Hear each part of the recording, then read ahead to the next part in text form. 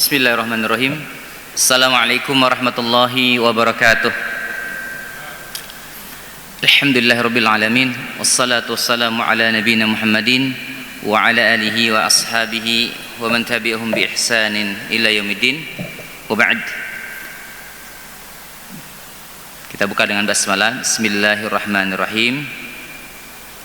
Para jemaah sekalian, azakumullah. Kita beristifadah, memanfaatkan waktu yang Allah berikan untuk kebaikan insyaallah. Kita lanjutkan kajian bersama saya ya. Biasanya membahas tentang kajian keluarga atau persetanan. Bapak yang kenal saya ya, persetanan ya. Hari ini kita bahas lanjutan kitab ini ya. Dari mu'alif Syekh Ridho Abdullah Basya. Jadi kitab ini ya 500 ya as-su'al fil jin wa syayatin. Jadi 500 persoalan tentang jin dan syaitan. Karena kita sama-sama pernah ya atau tahu bahwa dalam surat Al-A'raf ayat yang ke-16-17 itu, para jamaah sekalian azakumullah, Allah Subhanahu wa taala menyampaikan kepada kita, kepada hamba Allah, qala fa bima aghwaytani la aqudanna lahum siratal mustaqim. Jadi setan itu tidak akan pernah berhenti ya mengganggu ya, menyesatkan manusia dari jalan yang siratal mustaqim. La aqudanna lahum ya. Iblis bahkan bersumpah.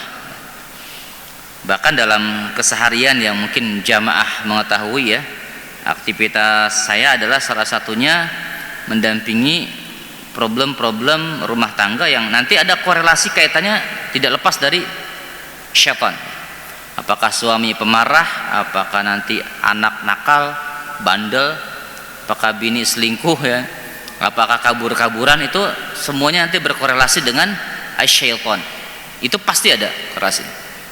Apakah nanti mereka diganggu dengan permasalahan qalbunya ya, apakah kemudian diganggu dengan finansialnya, atau termasuk kepada sampai aspek ya tadi usaha-usaha yang beliau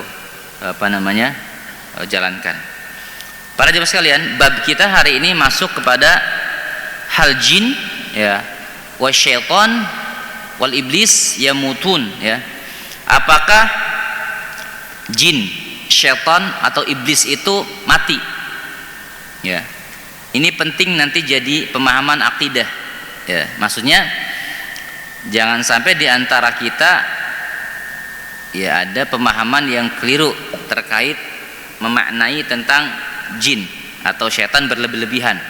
Ya, atau juga jangan sampai di antara kita abai. Ya, apakah jin ya, setan atau iblis itu mati? Ya, kalau kita melihat dalil ya, para ulama menyampaikan dalil terkait surah Ar-Rahman ayat 26 sampai 28. A'udzubillahi minasyaitonirrajim. Kullu man 'alaiha fan. Ya. Wa yabqa wajhu rabbika dzul jalali wal ikram. Ya. Kata Allah Subhanahu wa taala, semua yang ada di bumi itu akan fan, binasa. Wa yabqa wajhu rabbika dzul jalali wal ikram. Wa yabqa ya wajhu ya rabbika dzul jalali wal ikram. Bahwa yang tetap dan kekal itu adalah hanya wajah Allah Subhanahu wa taala yang memiliki keagungan dan kemuliaan. Jadi kalau ditanya apakah setan mati? Ya mati. Ya.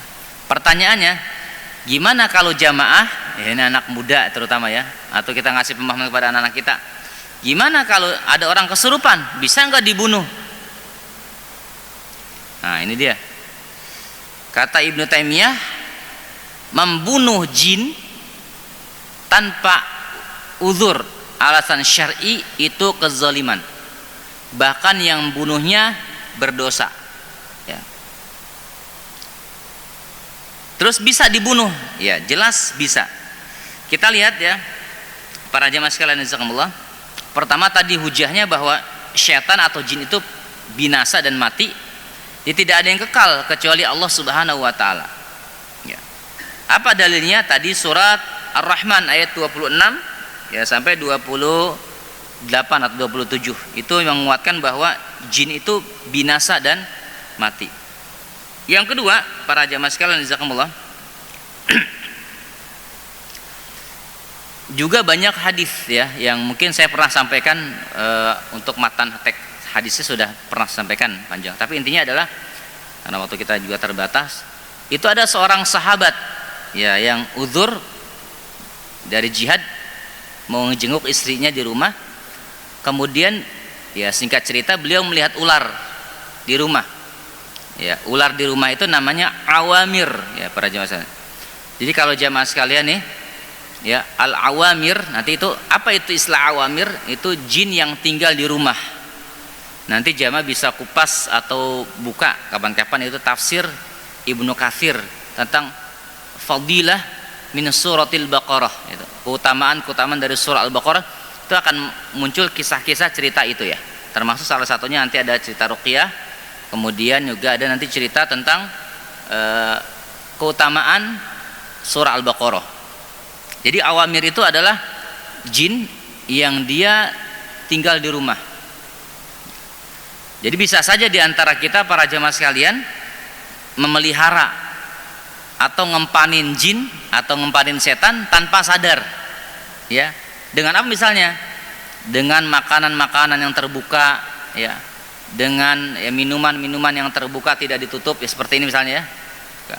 Kemudian juga misalnya WC toilet yang pintunya tidak ada pintunya ya, atau mungkin tidak tertutup terbuka terus ya, setannya jadi keluar masuk ya dari toilet ke rumah begitu, atau mungkin berantakan rumahnya sebagaimana yang saya datangi rumah-rumah sebagian jamaah di antara kita ya, rumahnya banyak yang berantakan, itu tempat-tempat mereka. Dan awamir ini ya, kalau dalam hadis Muslim tadi yang pernah saya ceritakan waktu itu seorang sahabat ini membunuh jin dalam bentuk ular ya, yang kemudian setelah beliau membunuh ular, dalam kisah yang panjang tidak deskripsikan siapa yang wafat atau mati duluan, apakah ular itu atau kan sahabat itu. Nah, singkat cerita sampai kepada Rasulullah, apa kata Rasul? Ya, salah satunya adalah Rasul menyampaikan, mohonkanlah ampun untuk sahabat kalian. Jadi beliau ternyata baru membunuh ular atau membunuh jin muslim yang ada di Madinah. Kemudian Rasul menyampaikan kepada para sahabatnya, ketika terjadi atau melihat kalian ular awamir di rumah, maka ada dua pahaman ulama nih. Ada yang mengatakan kasih waktu 3 hari. Yang kedua ada mengatakan kasih peringatan 3 kali. Kalau dia tidak keluar juga, maka itu boleh dibunuh. Ya. Makanya ini kadang-kadang sadar atau tidak di rumah kita ada ular ya. Makanya jamaah sekalian, ya, apalagi binatang-binatang ya. Banyak cicak yang luar biasa, kemudian kecoa, semut-semut yang berbahaya, serangga-serangga, itu bisa jadi jelmaan-jelmaan. Nanti masuk bab berikutnya kalau kejar ya kita bahas tasyakul namanya, jelmaan jin. Jadi ini merupakan hujah atau dalil bahwasanya jin itu bisa terbunuh. Jadi kalau sekarang jamaah nih, ini cerita konyol dulu kita mungkin kalau sebagian di antara kita masih kecil ya. Kalau sekarang udah nggak ada kali ya. Ada yang pernah diketawain kuntilanak belum, Pak? Pak, pernah diketawain kuntilanak? Di sini jamaah, ada yang pernah diketawain kuntilanak? Belum ada ya, alhamdulillah ya. Pada takut semua kayak kuntilanak ya. Ya kita bukan ini ya, di kita ini kuntilanak, pocong, gondoruo itu hal apa ya? Dari kecil kita udah dengar istilah-istilah itu. Terutama anak muda nih ya, kalau ngedenger nih cerita ini. Itu kalau kita diketawain kuntilanak gitu ya, atau ada bunyi sesuatu, atau mungkin ada penampakan depan kita, ketika kita berani itu ya, dengan beliau ya, dengan setan itu, dengan penampakan itu, atau kita bisa ngelihat itu ada misalnya, maaf ada suara kuntilanak gitu ya, itu datengin saja tuh, ya, kita datengin gitu, kita cari gitu ya. Atau ada mungkin sebagian di antara kita yang kesurupan lah keluarga besar. Itu jangan takut jamaah sekalian. Jadi mereka tuh bisa terbunuh. Meskipun berbeda ulama terkait tentang usia. Ya, kalau masyhurnya di antara para ulama, usia jin itu sampai ratusan bahkan ribuan tahun. Ya. Tapi terkait apakah mereka bisa terbunuh? Bisa terbunuh. Apalagi mereka berubah wujud. Seperti tadi ya, seorang sosok jin muslim yang dia berubah menjadi ular, ketika terbunuh mati, ya dia pun mati. Ya. Termasuk misalnya nanti berbentuk anjing, berbentuk ya tokek, berbentuk lipan, serangga, atau mungkin kalau masuk kepada ranah sihir ya, terbunuh itu juga akan mati. Sehingga mereka juga takut, ya, takut dengan kita. Ya, ini para jamaah sekalian jazakumullah. Jadi dalam kitab ini dibahas, apakah jin bisa mati? Ya bisa mati. Terbakar bisa. Ya, itu para jamaah sekalian. Ini pemahaman pertama ya dalam ini kita ingin lanjutkan ya dari bab 1, 2, 3. Sekarang masuknya tentang kematian jin, iblis. Pertanyaan berikutnya, apakah iblis termasuk yang mati? Ya, hanya kata para ulama, beberapa kitab para ulama menyampaikan ini ada juga dijelaskan, meskipun kitab ini tidak ada, tapi saya tambahan dari yang lain. Di surat Shad ayat 79-83, iblis itu dapat spesial dari Allah Subhanahu wa taala, yang Allah katakan dia dalam Al-Qur'an sini, perkataan mereka, qala rabbi fa'anzirni ya ila yaumi yub'atsun. Jadi mereka ini minta dispensasi kalau bisa iblis ini ya matinya nanti di akhir-akhir jelang-jelang kiamat begitu ya, belakangan. Ini dalam surat Shad. Jadi ya Rabbku, berilah tangguh aku sampai hari mereka dibangkitkan. Kemudian kata Allah, qala fa innaka ya minal munzarin. Sesungguhnya kamu termasuk orang-orang yang diberi tangguh sampai kepada hari yang telah ditentukan waktunya, yaitu hari kiamat. Jadi kalau iblis itu dapat dispensasi wafatnya nanti belakangan. Ini para jamaah sekalian. Tapi kalau jin-jin yang lain ya, jin khodam yang ada di jamaah ya, jin khodam yang ada di jamaah ya, misalnya khodam dalam artian diantara bapak-bapak yang dari kecil sering dimandiin kembang, puasa mati geni, kemudian puasa hari lahir, selain Senin Kamis tambah hari lahir, itu ada emosional, temperamen yang tidak bisa ini ya terkontrol, itu ciri orang ada khodam. Dan kalau dia mau dimatikan dalam artian jin dibunuh, itu bisa ya para jemaah sekalian. Bahkan termasuk yang kesurupan, banyak para ustadz-ustadz kita, guru-guru kita ketika mereka meruqyah, itu ada yang jin bandel ketika dibunuh dia pun terbunuh ya. Meskipun ini bukan main-main ya, karena memang kata Ibnu Qayyim dan para ulama yang lain menyebutkan membunuh jin itu adalah merupakan kezaliman. Tapi apakah mereka bisa mati? Bisa mati. Termasuk pocong ya. Kalau ada anak-anak Buddha yang lihat atau dengar di video nanti ya, kalau ada pocong penampakan itu, kalau ngelihat pocong ya udah dikejar aja gitu ya, ambil korek atau bensin, dia pasti mati juga sama. Ini para jemaah sekalian. Di mana tuh yang bisa ngilang begitu? Apalagi sampai ngesot-ngesot ya, ada setan ngesot-ngesot. Nah ini adalah lagi-lagi para jemaah sekalian ya, virus-virus khurafat dan takhayul yang dibuat-buat sehingga ya kita ya, generasi kita ini jadi generasi-generasi yang mistis ya, yang keliru, dan mereka ini jadi sesat pemahamannya. Padahal kalau kita berani rajin sholat ibadah, itu insya Allah terjaga. Makanya salah satu wiqayah al-insan, penjagaan kita yang tadi saya bilang, gimana rumah kita supaya aman dari gangguan awamir, maka coba rutinkan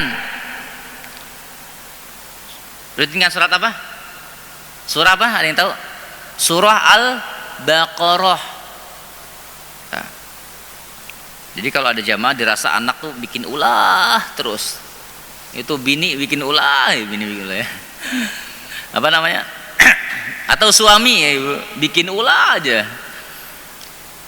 rumah tuh panas ya, atau kata bahasa Sundanya belengkai wae ya, pasya wae ya, ribut wae ya. Coba dawamkan Al-Baqarah di rumah tuh. Berapa ayat?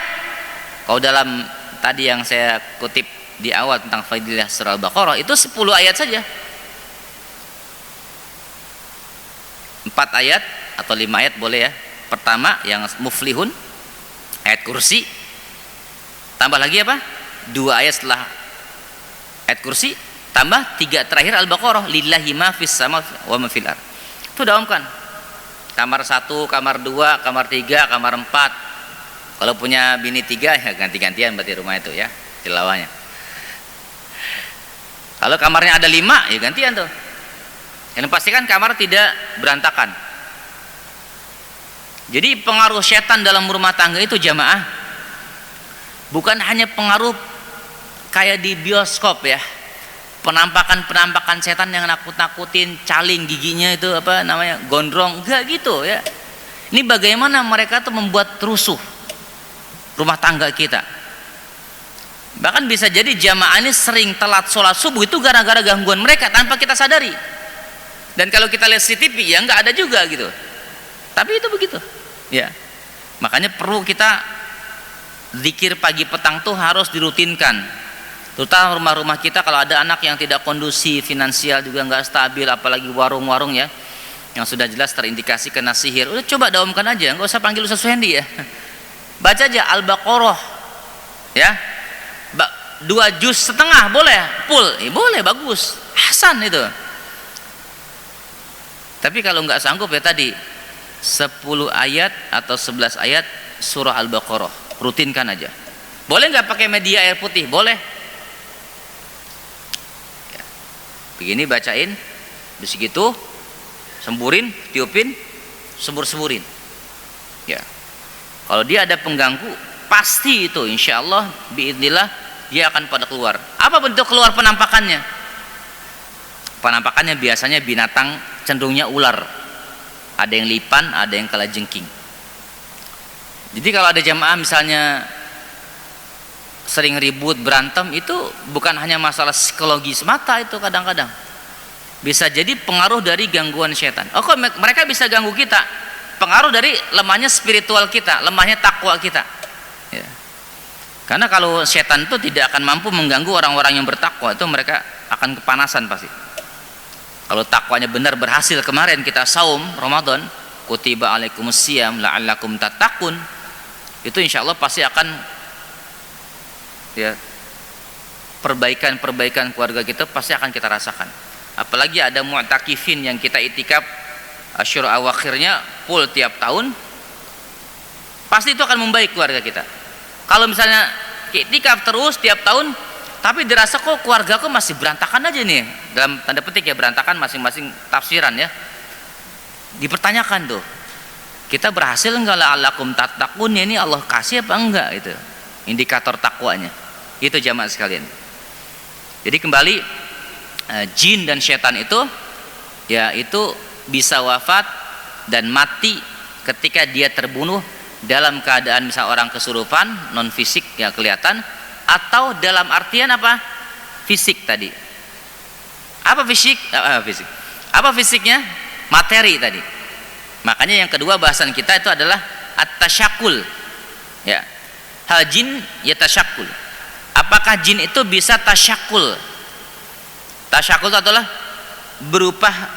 berubah bentuk para jamaah sekalian. Jadi yang pertama tadi jin, tema pertama ya bahas kita. Apakah jin itu mati? Setan, iblis sudah dijawab semua ya tadi. Yang kedua, apakah tasyakkul, bentuk-bentuk perubahan ya jin itu bisa terjadi? Jawabannya adalah bisa para jamaah sekalian jazakumullah. Dengan pertama tadi hadis Muslim yang saya juga kutip di atas itu bahwa hadis Bukhari ya, Muslim juga ada disebutkan bahwasanya setan itu ya dia berubah menjadi ular, atau jin itu berubah menjadi ular. Ini para jemaah. Yang kedua apa? Yang kedua, ini juga dalilnya bahwa syaitan pernah menyamar menjadi Suraqah bin Malik. Ya, Suraqah bin Malik. Jadi syaitan pernah menyamar menjadi Suraqah bin Malik, yang kemudian ya ini menjadi provokator ya, agar orang-orang kafir itu bersemangat dalam perang Badar ya, mengusir atau melawan orang-orang yang beriman. Kemudian ya ketika itu Allah Subhanahu wa taala sampai menurunkan ayat. Ya, ini dijelaskan oleh Allah Subhanahu wa taala ini dalam surah di dalam ketika itu Suraqah bin Malik ya. Ini dalam surah Al-Anfal ayat 48. A'udzubillahi minasyaitonirrajim. Wa iz zayyana lahumusy syaitan a'malahum wa qala la ghaliba lakum al-yauma minan nasi wa inni jarun lakum. Dan ketika syaitan menjadikan mereka memandang baik pekerjaan mereka ya, provokator bisikan-bisikannya ya tadi, dan mengatakan tidak ada seorang manusia pun yang dapat menang terhadapmu pada hari ini ya, provokator nih, ini bagian jurig ya setan. Dan sungguhnya saya ini adalah pelindungmu. Nah, setan mengatakan ya tadi ya, ini iblis yang menyerupai Suraqah bin Malik, dia berubah bentuk sosok manusia. Makanya jamaah-jamaah kita ya mungkin jangan sampai terjadi di antara kita ya, ada istrinya diperkosa Pak, istrinya diperkosa, mohon maaf ya saya bilang berkosa. Ada anak-anak gadisnya juga begitu.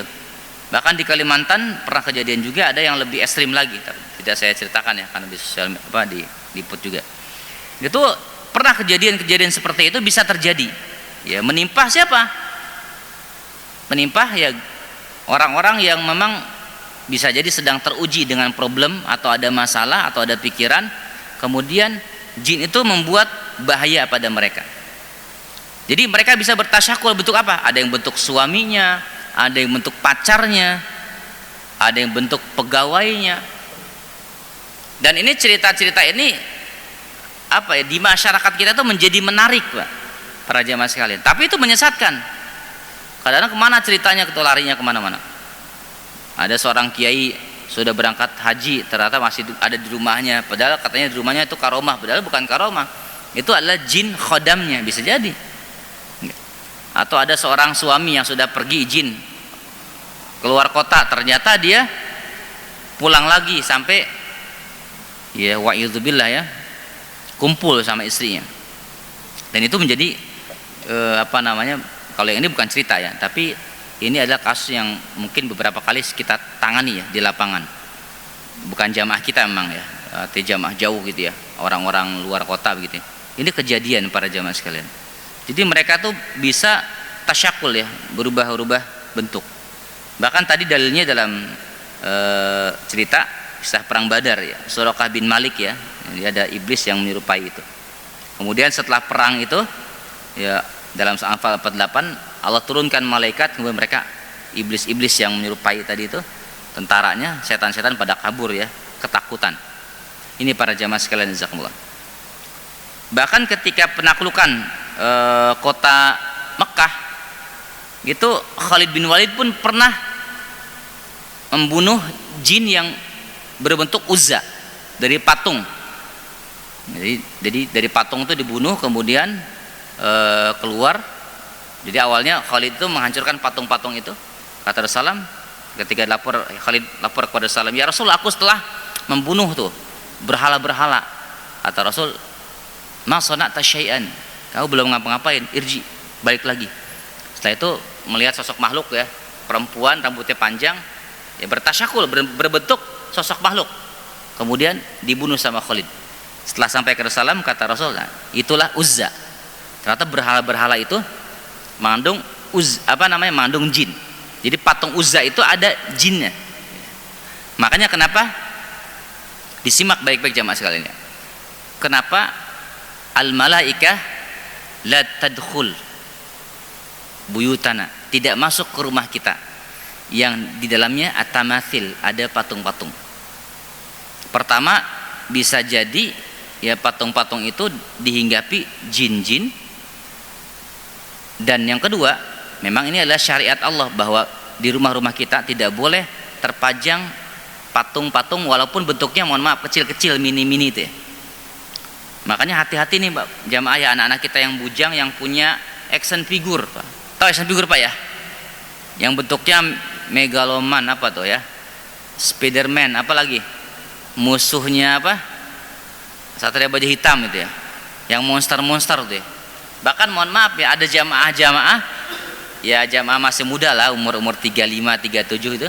Ketika kita ke rumahnya itu action figurnya wah gede-gede Pak. Apa yang dia keluhkan? Nggak harmonis. Apa yang dia keluhkan? Malas sholat. Apa yang dia keluhkan? Anaknya belum bisa berjalan. Apa yang dia keluhkan? Banyak. Nggak, penampakan setan tidak ada emang. Saya katakan coba Pak bersihkan ini. Ternyata tidak mudah ya, syahwatnya terkait hobi itu ya. Yang memang itu apa namanya ya, anak-anak muda sekarang sebagian yang sudah hijrah juga sudah banyak alhamdulillah.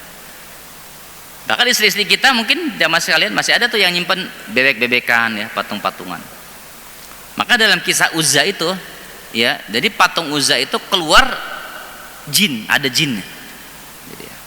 Dan malaikat tidak masuk ke dalam rumah-rumah kita yang rumah itu ada patung-patungnya.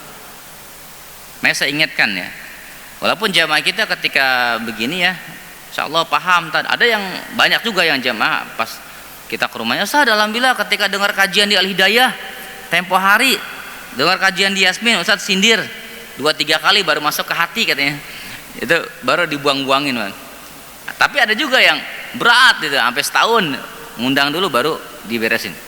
Nah ala kulli hal banyak lah gitu. Tapi ini jamaah sekalian, patung-patung itu bisa menjadi tempat-tempat setan atau jin-jin kafir yang mereka hinggap di rumah-rumah kita, yang nanti bisa buat huru hara. Dan paling penting, malaikat yang tadi bawa rahmat itu tidak masuk ke rumah kita. Pertanyaannya, apa malaikat takut? Bukan takut ini ya, bicara takut tidak takut, bukan. Bicaranya kita tidak patuh pada syariat Allah yang hal-hal seperti ini. Kan kita berislam itu perlu universal ya, perlu holistik, perlu kafah. Bukan hanya ngeberesin patung kan, ngurus orang tua juga perlu, ke masjid jamaah perlu, zakat mal perlu, ya kan gitu. Quran juga perlu, bertetangga baik rukun perlu, berdamai dengan hati juga perlu, dan lain-lain ya. Itu banyak. Ya, termasuk perkara-perkara yang tadi perdak-perdik bagian daripada Islam atau pengamalan Islam yang perlu kita benahi dan perbaiki. Dan ini dampaknya kemana-mana para jamaah sekalian, jazakumullah. Itu ya. Jadi yang pertama, jin bisa mati, setan, iblis ditangguhkan. Yang kedua, tasyakul, jelmaan-jelmaan mereka itu banyak. Bahkan dalam kitab ini, kalau di basis lain kita sudah sampai kepada bab tentang tasyakulnya, bentuknya apa aja. Itu dibahas ya, bahwa cenderungnya ke hewan-hewan. Jadi jelmaan wujud itu ke hewan. Jadi kalau di antara jamaah sekarang, saking solehnya nih sering ke masjid, saking soleh atau solehanya, kemudian melihat penampakan, tapi penampakannya sosok wali Allah, itu hati-hati. Justru bisa jadi itu bukan wali Allah, itu adalah sosok jin yang ketika melihat begituan bisa jadi kita bermasalah. Apakah ada khodamnya atau ada jin leluhur di diri kitanya? Jadi dengan istilah karomah itu hati-hati jemaah. Karomah itu kan istiqomah harusnya, bukan karomah bisa ngelihat setan. Dan ini sudah dibahas oleh para ulama tasawuf yang akidahnya salim, ya jernih. Itu yang begitu-gitu justru malah orang-orang yang bermasalah, hati-hati. Nah ini kita masih banyak jemaah. Ya bukan 1-2 lah jemaah kita. Saking solehnya atau solehannya dia mengklaim bisa ngelihat ini itu. Nah kalau itu bukan. Tapi kalau melihat dalam bentuk fisik zohir, ular ya di rumah, dia ngelihat nyata gitu ya. Kemudian di pohonan atau ada ular dan itu kemudian menghilang, itu mungkin nyata karena itu adalah jelmaan-jelmaan tasyakulnya jin. Anjing hitam dalam hadis itu yang apa namanya, di antara dua mata itu ada titik di sini ya, itu sangat mungkin ya, kita bisa melihat mereka dalam jelmaan-jelmaan binatang. Cicak yang banyak, semut yang banyak di lapangan ya, kita hampir 14 tahun ya biidznillah mendampingi orang-orang yang bermasalah dan mengalami gangguan ini. Ini para jamaah sekalian, jazakumullah. Jadi apa namanya? Bentar, saya ambil lihat waktu ya. Kurang 5 menit lagi. Jadi para jamaah sekalian, kajian kita hari ini membahas ya tema tadi itu untuk apa? Pendalaman, supaya kita bisa menangani kalaupun ada kejadian-kejadian yang seperti tadi yang saya katakan di lapangan, kita bisa tangani. Terutama tadi ya, kalau ada penampakan binatang di rumah, terutama ular, jangan langsung dibunuh. Terus gimana? Kita nggak bisa tahu nih. Kadang-kadang ada jamaah akan ngundang saya, Ustaz, dia udah tahu juga kita kan ya, ruqyah syar'i gitu ya, tapi kadang-kadang ada juga jamaah agak ngeyel atau aneh gitu. Ustaz, tolong lihat rumah saya. Pas gitu saya lihat ke rumahnya, bagus Pak rumahnya, saya bilang. Catnya warna ungu, warna biru. Enggak, bukan, maksudnya tolong dicek rumah saya. Ya saya bilang, Bapak kan udah ngerti, saya bilang. Kita kalau Ustaz bisa ngecek-ngecek nerawang begitu, ya itu Ustaz batil juga. Kalau ditanya rumahnya gimana, ya saya bilang bagus rumahnya, enak Pak, nyaman, apalagi disuguhi roti gitu ya, bertamunya. Ini kadang-kadang ada yang aneh. Jadi kalau ada yang jamaah sekarang mau mengobservasi atau mendeteksi, tar rumah saya aman apa enggak, coba aja bacain Al-Baqarah. Pengen tahu ngantuk nggak tuh? Kalau 3 ayat 4 ayat, alif lam mim dzalikal kitabu la raiba fihi hudal lil muttaqin. Alah, lemes, ngantuk. Nah, ini hati-hatin. Apalagi kamar-kamar tertentu. Ah, itu kemungkinan besar tuh kanan kiri kita ada tuh. Ya.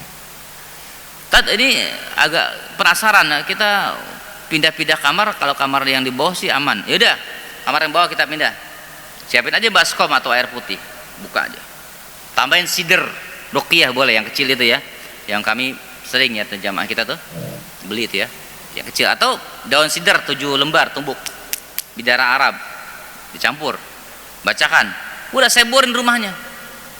Dia nggak perlu panggil-panggil ustadz suruh nerawang atau nyariin setan Ghostbuster gitu pakai bioskop atau apa gitu, nggak usah para jemaah. Cukup coba bacakan, daumkan Al-Baqarah itu, insya Allah nanti akan dia keluar semua.